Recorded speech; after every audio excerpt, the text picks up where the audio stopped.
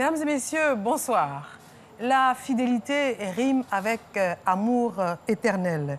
Nous avons tous cru à un moment donné de notre vie à ce modèle. Mais aujourd'hui, la fidélité est-elle toujours d'actualité? Ce contrat est-il indispensable à la pérennité du couple? Un engagement qui n'est pas facile à tenir. Nous allons donc échanger sur la fidélité dans le couple en espérant qu'au sortir de cette émission, vous saurez à quoi vous en tenir. Bienvenue à la petite causerie de la 2.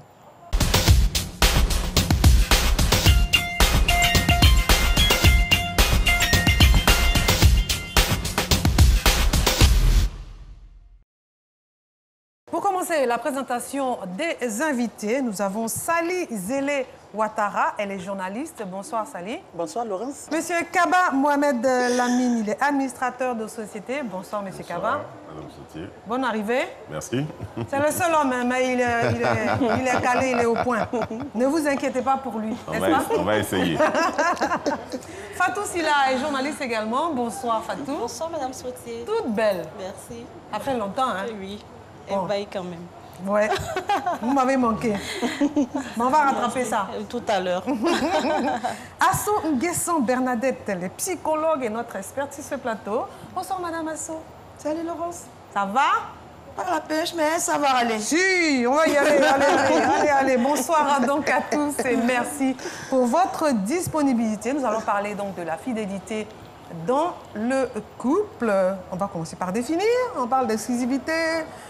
Comment vous concevez la fidélité dans le couple? Qu'est-ce que ça englobe? Fatou. La fidélité. Ça là, il y a tellement de définitions. Le thème est tellement vaste. En fait, pour moi, la fidélité, c'est un gage de loyauté que se font peut-être deux conjoints en se promettant de ne pas aller voir, de ne pas avoir des relations, peut-être, ou des relations amoureuses ou sexuelles avec une tierce personne. Je pense que pour moi, de façon brève, c'est comme ça que je vois un peu la fidélité. Voilà, un gage de loyauté. Sali? Oui, je souscris à ça. C'est un engagement qu'on signe, bon, vraiment, sans forcément que ça soit écrit sur un bout de papier, mais qu'on écrit chacun dans son cœur. On crie à la mairie. Hein. Non. On peut être en couple, pas forcément marié. Oui. On peut être en couple, copain, copine, partenaire, enfin, voilà. Donc, et là, on peut parler aussi de l'engagement de s'appartenir chacun. Tu m'appartiens, je t'appartiens. Donc, c'est la fidélité. On n'a pas le droit de sortir du carré qu'on s'est tracé. D'aller voir ailleurs. Monsieur Kaba, on attend votre définition. Non, bon. Ça varie selon les individus, selon le statut ou la religion. Oui, ça, on va aller chercher des couvertures de ce côté-là. Non, bon, on va dire que la fidélité, comme je dis, appartient d'abord à la divinité. Et puis bon, maintenant, entre hommes, tous d'accord dessus. Voilà, entre hommes, c'est un engagement, effectivement, qu'on prend vis-à-vis d'une autre personne, peu importe le sexe, peu importe la nature, peu importe la fonction, mais cet engagement devrait pouvoir, en principe, nous permettre de ne pas sortir du cadre qu'on a tracé. Donc on est d'accord que c'est un engagement qu'on prend. C'est quoi être fidèle, Madame Assou? Être fidèle? Oui.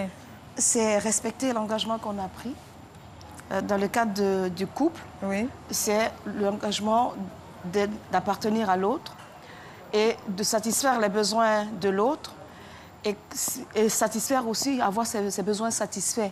Quels sont les avantages à être fidèle à son partenaire? Quand on est fidèle, je pense qu'il y a moins de querelles, il y a moins de tensions dans le couple. L'harmonie dans le couple. Et puis également pour les enfants, voir les enfants grandir dans une bonne ambiance.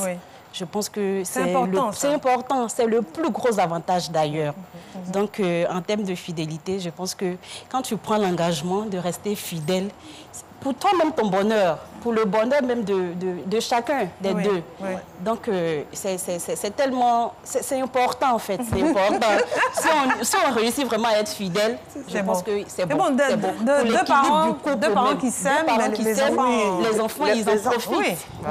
Oui. Sali? Oui, c'est le bonheur, comme l'a dit Fatou. C'est le bonheur on est moins stressé, on n'est même pas stressé. Voilà, le portable peut rester là, tranquille. Tiens mon portable, vérifie dedans et tout. On ne cache pas le portable, on ne met pas des codes en zigzag, etc. Non, pas du tout. On est relax. Et quand on est relax, on devient joli, on devient beau, on a belle. La santé. On a la santé, on est épanoui. On dort tranquillement la nuit. Il n'y a pas de stress. Mais c'est d'abord, il n'y a pas d'avantage. Non, bon, enfin, il y a un avantage. Bon, mais je pense que la fidélité, ça commence d'abord avec l'engagement qu'on prend avec soi-même. Parce que c'est extrêmement important de se donner des valeurs à respecter par rapport à son conjoint ou par rapport à son partenaire. Donc je pense que c'est d'abord avec soi-même. Maintenant, peu importe ce que le partenaire fera, mais si moi je suis fidèle à mes valeurs, à mes engagements vis-à-vis de mon partenaire, c'est déjà le plus important. Donc il faut souvent faire la part des choses entre l'engagement qu'on peut avoir avec le partenaire qui est souvent de soi et l'engagement qu'on peut avoir avec soi qui est où on est le plus épanoui.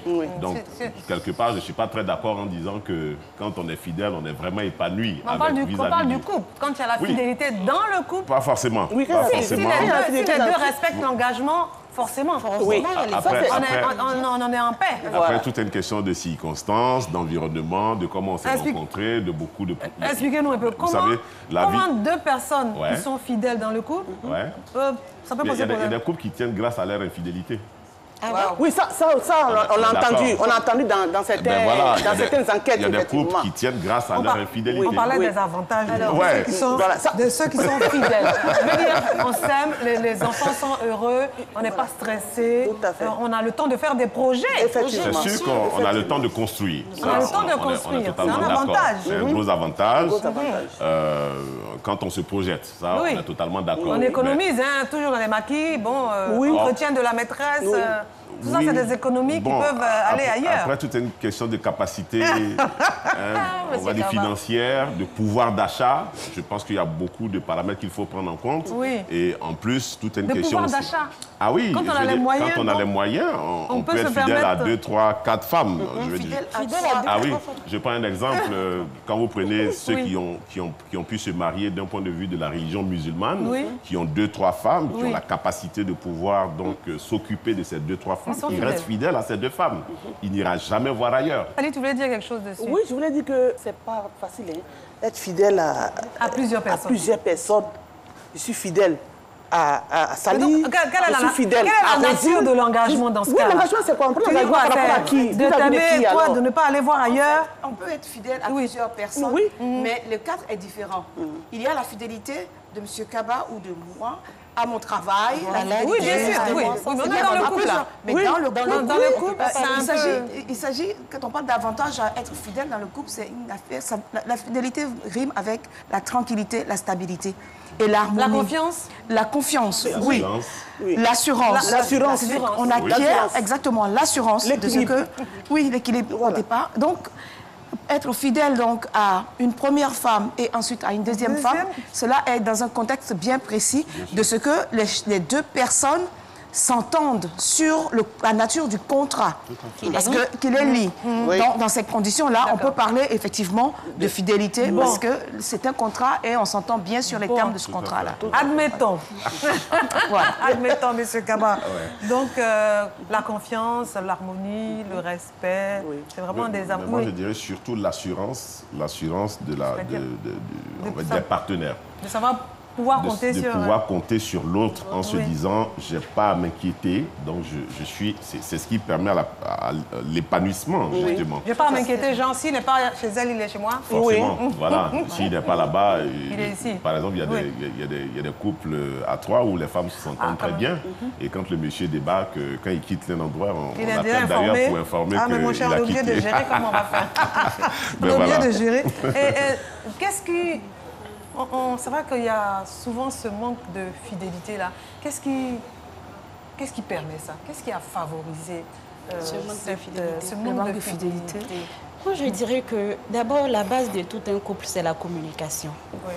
Il faut communiquer. Il faut se faire confiance. Il faut être complice.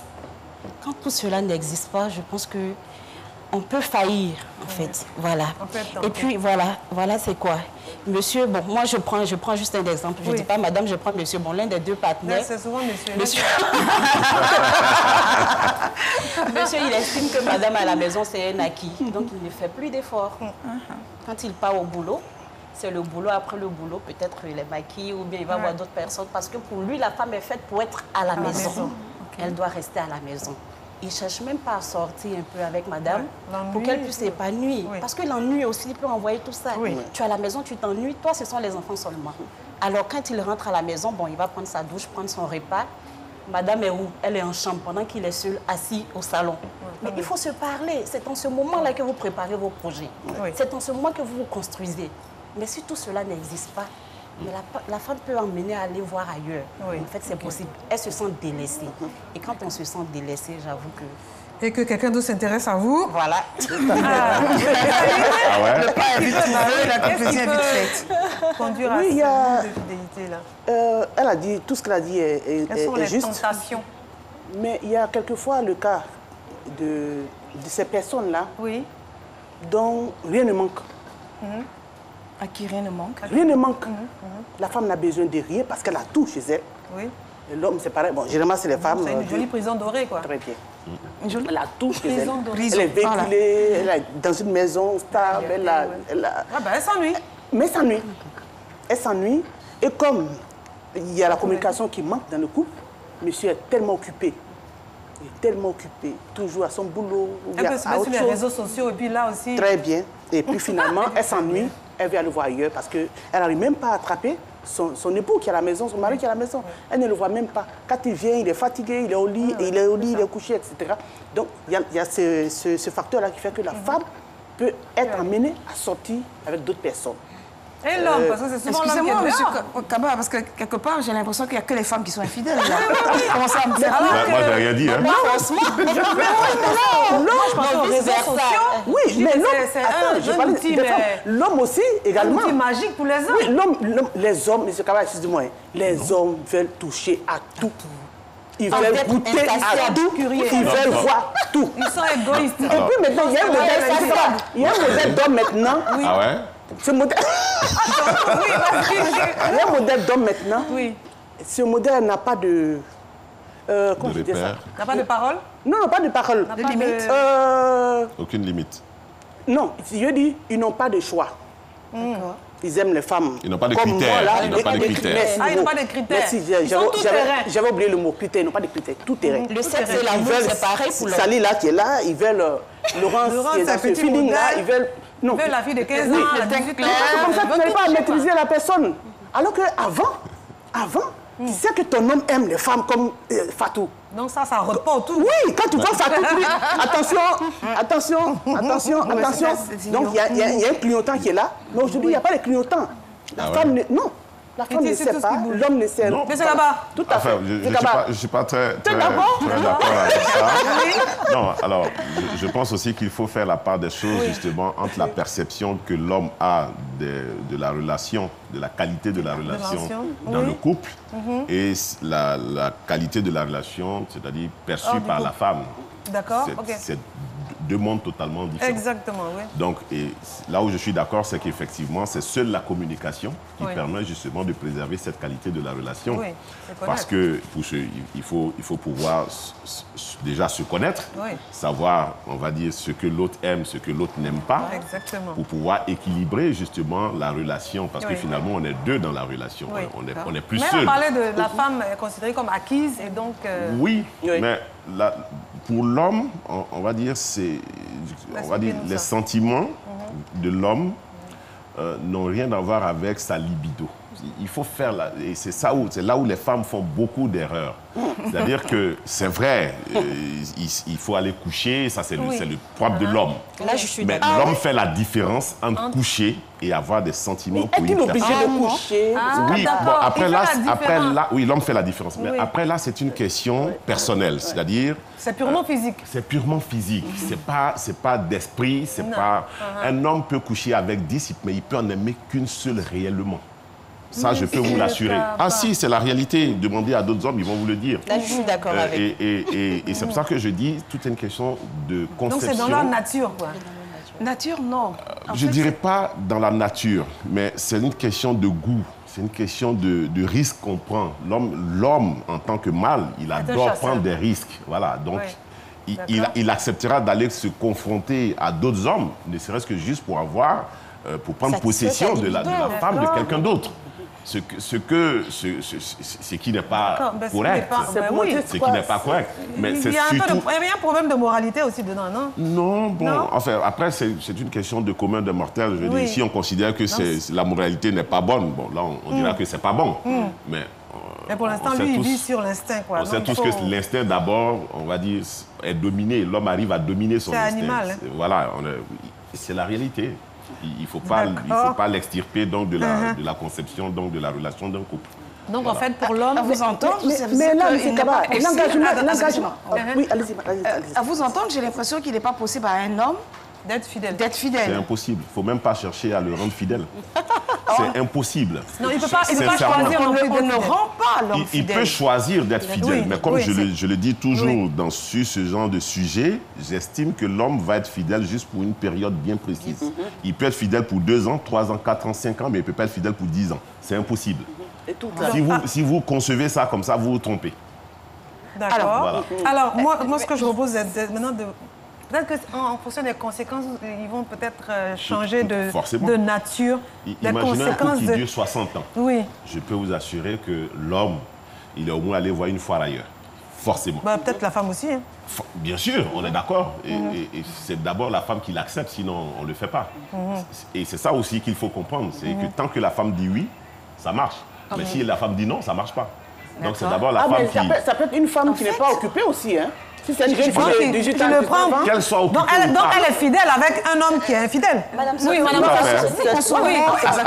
Il y a un autre facteur, c'est qu'il est en train de dire, c'est vrai, mais il y a un autre facteur. Il ne faut pas oublier aussi que dans un couple, souvent, il y a cette histoire de j'ai épousé une femme qui n'enfante pas depuis. Bon, il y a les questions de stérilité dans le couple. Souvent, la femme va chercher à aller voir ailleurs. Est-ce que ce n'est pas monsieur qui est le problème? Voilà, donc elle va chercher à aller voir ailleurs. Ou bien monsieur, même madame qui n'enfante pas, il va chercher à aller voir ailleurs. Voilà, peut-être que ça va lui permettre de mais dans les temps anciens, la femme allait chercher. Hein. Oui, effectivement. Au monsieur. Justement, et puis ils acceptaient sans problème. Oui. Souvent, même ils amènent la femme à aller voir ailleurs. Et puis c'est un secret, c'est entre les deux. Oui, c'est entre les deux. Mais elle a dit tout à l'heure, dans son introduction, que ça dépend du contrat qu'on signe. Pour avoir une deuxième épouse ou une troisième, c'est le contrat. Donc c'est ça. Si la femme n'enfante pas et que le monsieur... On est d'accord dessus. Oui, parce qu'on connaît l'orgueil des hommes. Il peut permettre à sa femme d'aller prendre une grossesse à l'extérieur, puis ramener la grossesse. Ça aussi, ça fait partie de l'engagement. Oui, mais si on trouve qu'on s'est entendu, donc ça ne pose pas de problème, finalement, le fait, la situation de M. Kaba ne pose pas de problème. Parce qu'en général, les femmes sont informées que je vais prendre une deuxième ou je vais prendre une troisième. Généralement. Donc, elle est au courant. Être au courant ou non, n'est pas le contrat. C'est pas cela la vraie difficulté. Dans le cadre de la fidélité, il y a 2 facteurs. La personnalité du partenaire en face. Quelle est la personnalité qui a été construite, que vous voyez et que vous avez épousée? D'accord. La fidélité revient de ce que, dans le développement de cette personne ou dans son éducation, a été confrontée à des situations d'instabilité. Et cette instabilité imprègne la personnalité, imprègne le caractère, et cette personne donc reproduit cette insatisfaction, ce vide certainement qu'elle a à l'intérieur, et donc amène à papillonner. Donc, ça, vous parlez des hommes, là. Mais où peut ne pas reproduire aussi. C'est ça. Papillonner, s'il a vu les dégâts. Il y a un vide que je veux combler. Je n'ai pas la satisfaction, même quelle que soit la disponibilité du partenaire, quelle que soit la nature du contrat, quelles que soient les ressources dont on dispose. Dans ma personnalité qui est insatisfaite et qu'il faut absolument combler, ben, je vais papillonner. C'est valable pour la femme comme pour l'homme.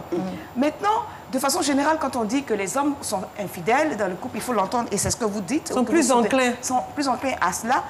C'est que nous avons un bagage, nous avons un héritage de ce que nous sommes infidèles. C'est-à-dire que la notion de fidélité ou d'infidélité ne pose pas un problème généralement aux Africains, non, aux Africains, parce que nous avons cet héritage que nous avons de nos aïeux, de ce que l'homme est conçu pour aller voir ailleurs, et cela ne devrait pas poser un problème. D'ailleurs, dans l'éducation qu'on donne à la jeune fille, on lui dit déjà, sa mère lui dit, sa grand-mère lui dit, ses tantes vont venir lui dire, attention, que ça ne devait pas te poser un problème.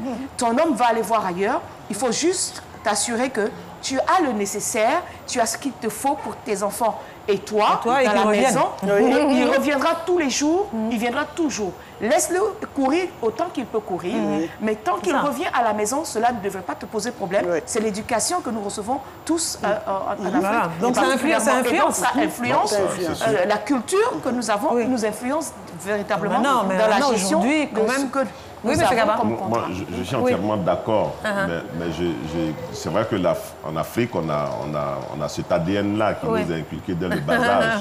Mais en Occident, je pense que c'est pareil, sauf que, à mon avis, pour l'Occident, il y a un déni donc, de reconnaissance de cet état de fait-là que l'homme est amené à aller voir ailleurs. C'est pour ça que dans les couples occidentaux, le calvaire que les hommes vivent dans leur foyer, mais c'est absolument ahurissant. Quand ils sont fidèles. Quand ils sont fidèles.